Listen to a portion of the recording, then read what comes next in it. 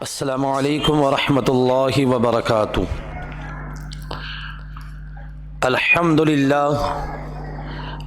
للہ رب العالمین والعاقبۃ للمتقین والصلاة والسلام علی سید الانبیاء والمرسلین وعلی آلہ واصحابہ وازواجہ وذریاتہ واہل بیتہ اجمعین، اما بعد فاعوذ باللہ من الشیطان الرجیم، بسم اللہ الرحمن الرحیم، فویل للمصلین۔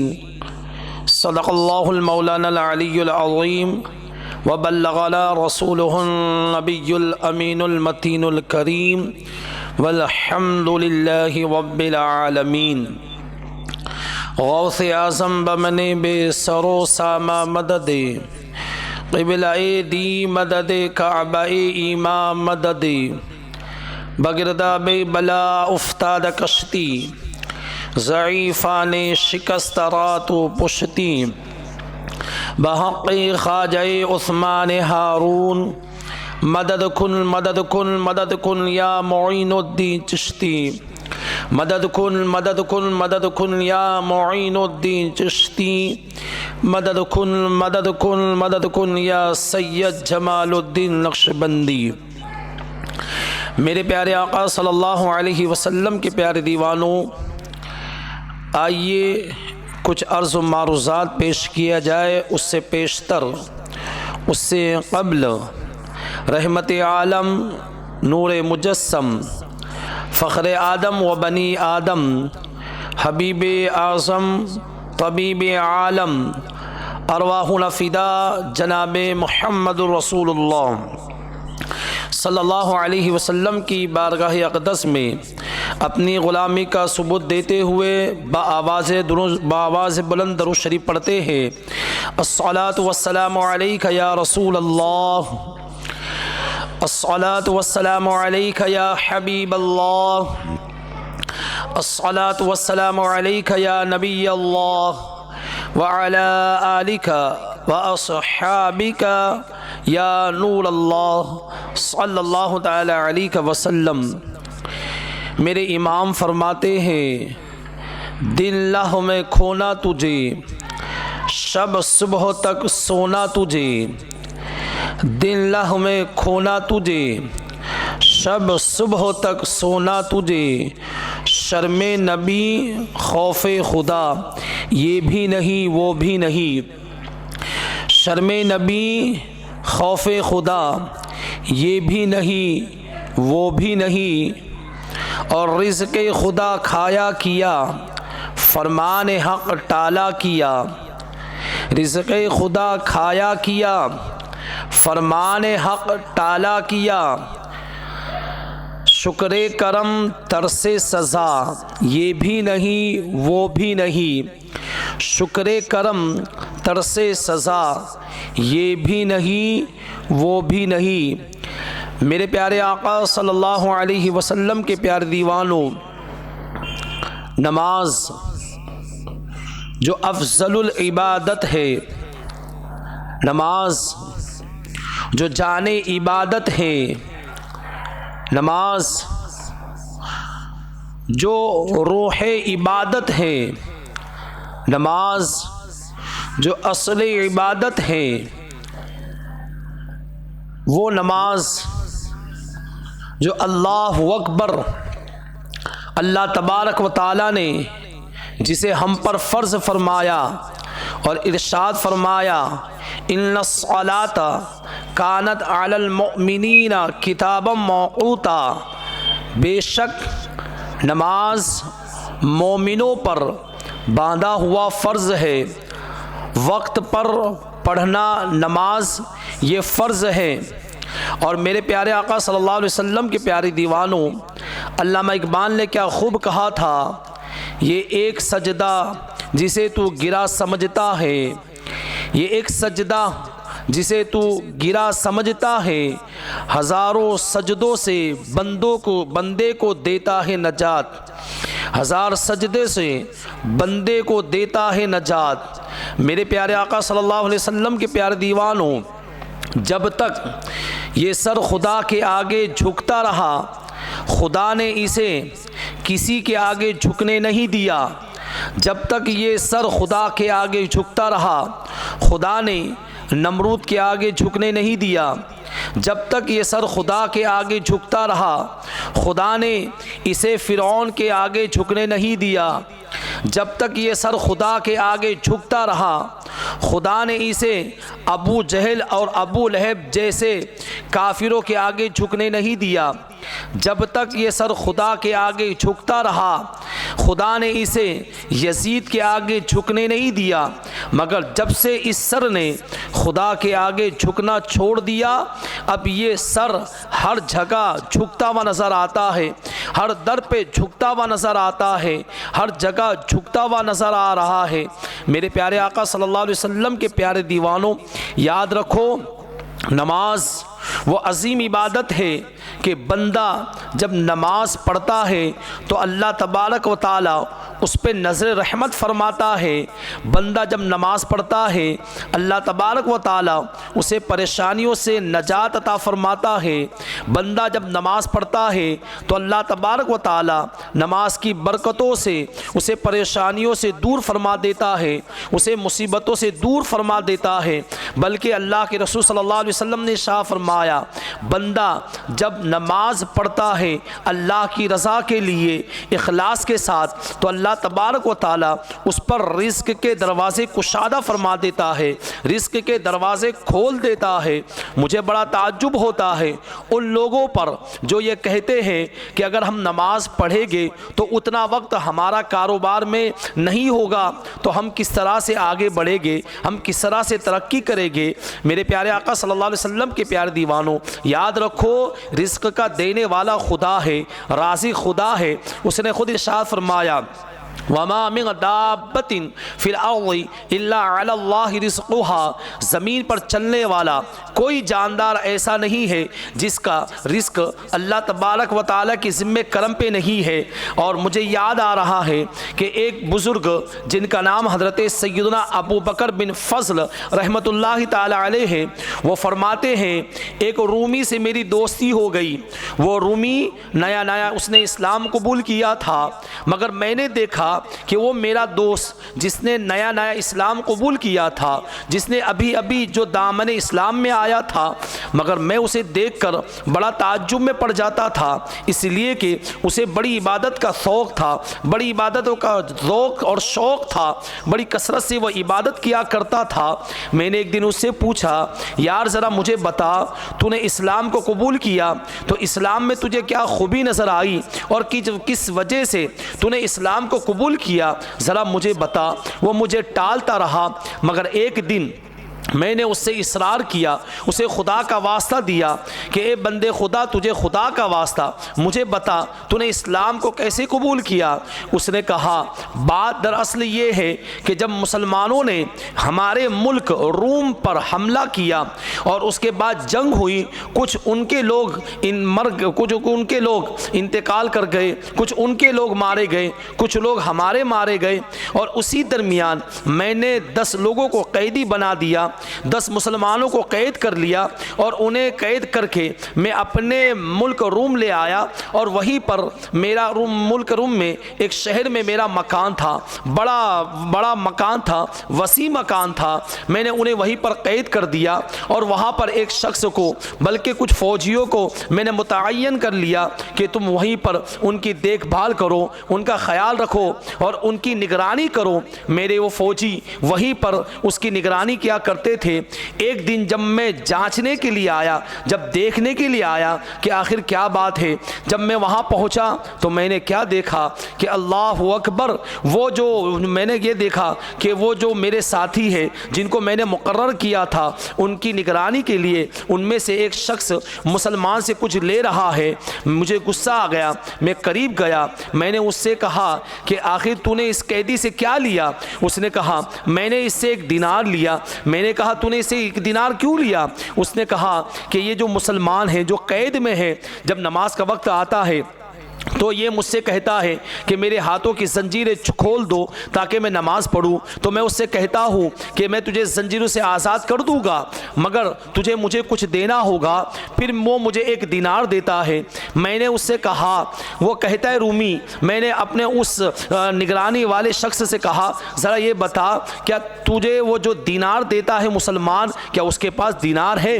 اس نے کہا نہیں، اس کے پاس دینار تو نہیں ہے، مگر میں نے دیکھا کہ جب وہ نماز سے فارغ ہوتا ہے تو اپنے ہاتھوں کو زمین پر مارتا ہے، جس کی وجہ سے زمین سے دینار نظر، اس کے ہاتھ میں دینار نظر آتے ہیں اور پھر وہ مجھے دے دیتا ہے۔ میں نے اس بات پر یقین نہ کرتے ہوئے تو میں نے اس سے کہا ٹھیک ہے، اب میں خود اس کی جانچ کروں گا، اور میں نے ایک لباس پہن لیا اور لباس پہننے کے بعد میں اس کے قریب گیا۔ وہ مجھے، اور اس کے بعد جب ظہر کی نماز کا وقت قریب آیا، ظہر کی نماز کے وقت اس نے مجھ سے اشارہ کیا اس مسلمان نے کہ مجھے آزاد کر دو تاکہ میں نماز پڑھ سکوں۔ میں نے کہا تم مجھے کیا دو گے؟ کہا تم جو مانگو گے میں تمہیں 1 دینار دے دوں گا۔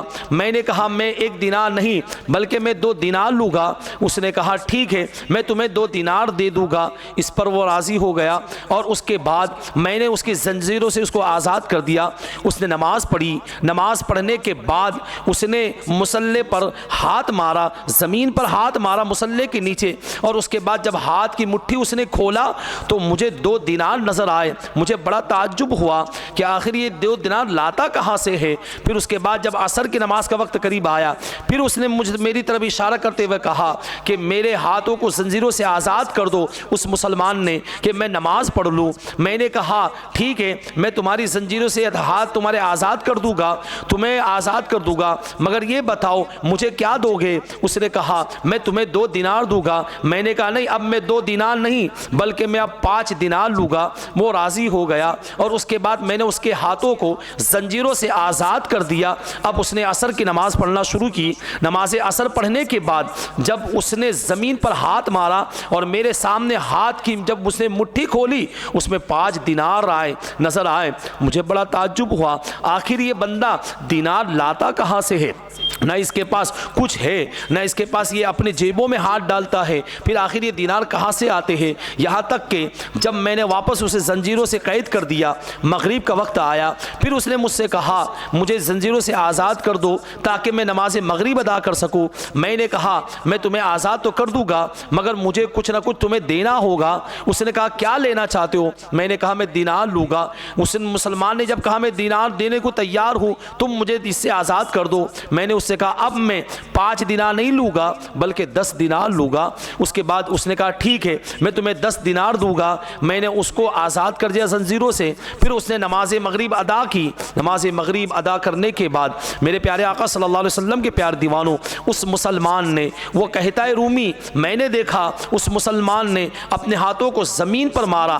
زمین پر مارنا تھا کہ اس کے بعد اس نے اپنے ہاتھوں کو جب ہوا میں لہرایا تو میں نے دیکھا، میں بڑا تعجب میں پڑ گیا۔ اب اس کے ہاتھ میں 10 دینار تھے۔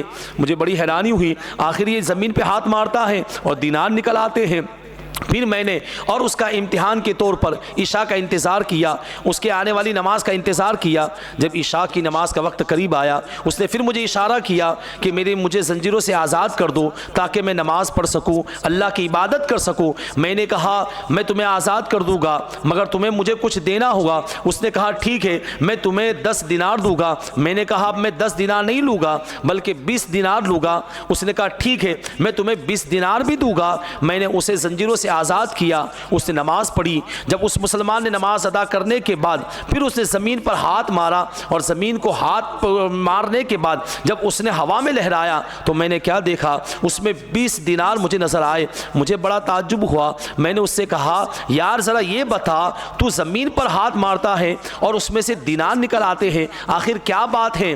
تو اس نے کہا میرا رب بڑا کریم ہے، میرا رب بڑا غنی ہے، اگر وہ چاہے تو اس سے بھی زیادہ تجھے عطا کرے، اس لیے کہ جب بندہ اللہ کی عبادت کرتا ہے تو اللہ تبارک و تعالیٰ اس پر رزق کے دروازے کھول دیتا ہے، اس پر رزق کی کشادگی فرماتا ہے۔ میرے پیارے آقا صلی اللہ علیہ وسلم کے پیارے دیوانوں، آج لوگ نہ جانے کیوں بہانے بناتے ہیں نماز پڑھنے کے معاملے میں کہ ہم نماز پڑھیں گے تو وہ وقت ہمارا چلا جائے گا، جب وقت چلا گیا تو ہم کاروبار نہیں کر سکتے ہیں۔ میرے پیارے آقا صلی اللہ علیہ وسلم کے پیارے دیوانوں، سیدی امام اہل سنت امام احمد رضا خان علیہ رحمت رضوان فرماتے ہیں کہ سیدنا سفیان ثوری رضی اللہ تعالیٰ عنہ ایک مرتبہ تشریف لے جا رہے تھے مسجد کی طرف۔ آپ نے دیکھا ایک بندہ ہے جو کچھ کام میں مصروف ہے۔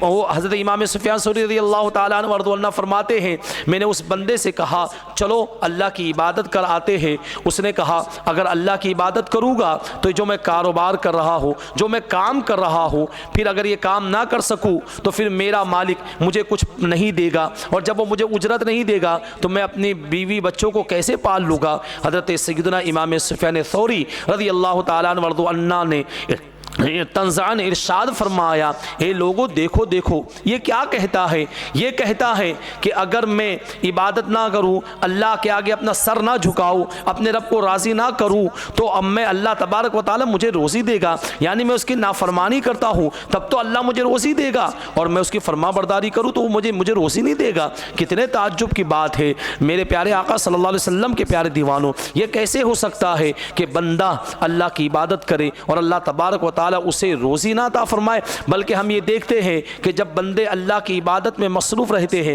اللہ کی عبادت کرتے ہیں تو اللہ تبارک و تعالیٰ انہیں غیب سے روزی عطا فرماتا ہے، ان کے رزق میں برکتیں عطا فرماتا ہے۔ میرے پیارے آقا صلی اللہ علیہ وسلم کے پیارے دیوانوں، تو جہاں نماز کے بہت سے فائدے ہیں وہاں نماز چھوڑنے کی بہت سی وعیدیں بھی قرآن مجید میں آئی ہے۔ قرآن مقدس میں ایک مقام پہ اللہ ارشاد فرماتا ہے فویل للمصلین، خرابی ہو ان نمازیوں کے لیے جو اپنی نماز کو بھولے بیٹھے ہیں۔ یہاں مفسر کرام فرماتے ہیں یہاں مراد یہ ہے کہ جو لوگ نماز تو پڑھتے ہیں مگر نماز قضا کر کے پڑھتے ہیں، نمازیں چھوڑ کر پڑھتے ہیں، ان کے لیے یہ فرمایا گیا کہ ان کے لیے خرابی ہو۔ بلکہ میرے پیارے آقا صلی اللہ علیہ وسلم کے پیارے دیوانوں، حدیث پاک میں اللہ کے رسول صلی اللہ علیہ وسلم نے ارشاد فرمایا کہ جب بے نمازی قبر میں جائے گا تو اللہ تبارک و تعالیٰ اس پر ایک سانپ مسلط فرمائے گا، ایک سانپ مسلط کرے گا، اس کا نام الشجاع الافرع ہے،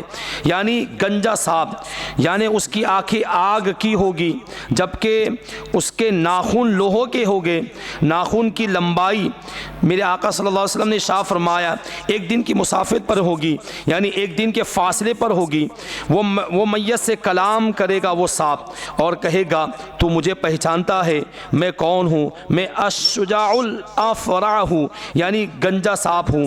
اس کی آواز کڑکدار بجلی کی طرح ہوگی۔ وہ کہے گا میرے رب نے مجھے حکم دیا ہے کہ جو نماز فجر ضائع کرنے والے ہیں میں ان پر مسلط کر دیا گیا ہوں، تو جو نماز فجر ضائع کرے گے تو میں انہیں عذاب دوں گا ظہر کی نماز تک، اور جو ظہر کی نماز جان بوجھ کر چھوڑے میں اسے عذاب دوں گا عصر کی نماز تک، جو عصر کی نماز چھوڑ دے میں اسے عذاب دوں گا مغرب کی نماز تک، اور جو مغرب کی نماز ضائع کرے چھوڑ دے میں اسے عذاب دوں گا عشاء کی نماز تک، اور جو عشاء کی نماز ضائع کرے میں اسے فجر کی نماز تک عذاب دوں گا۔ تو میرے پیارے آقا صلی اللہ علیہ وسلم کے پیارے دیوانوں، ذرا سوچے، ذرا غور کرے، وہ لوگ جو نماز چھوڑتے ہیں اور یوں ہی اپنی خواہشات کی وجہ سے نمازیں چھوڑ دیتے ہیں بلکہ بلا عذر نماز چھوڑتے ہیں، وہ ذرا اپنے انجام پر غور کرے کہ مرنے کے بعد جب کہ اس وقت کوئی ساتھ نہیں دے گا، سب دفن کر کے چلے آئے گے، ہمارے عزیز، ہمارے اقربا، ہمارے باپ، ہمارے رشتہ دار،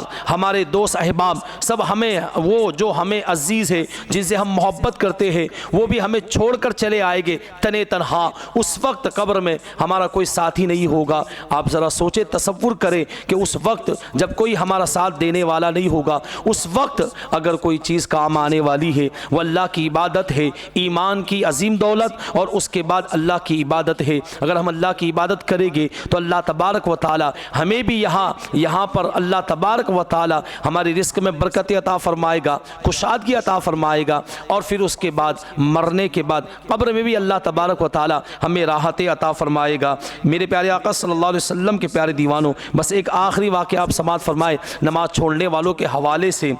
حضرت علامہ مفتی عنایت احمد کاکوری رضی اللہ تعالیٰ عنہ وارض عنہ ارشاد فرماتے ہیں کہ بغداد میں ایک امیر زادی یعنی مالدار لڑکی کا انتقال ہوا۔ بعد جان نکلنے کے حسب دستور لوگوں نے اس کی لاش کو چادر سے ڈھانک یعنی چھپا دیا۔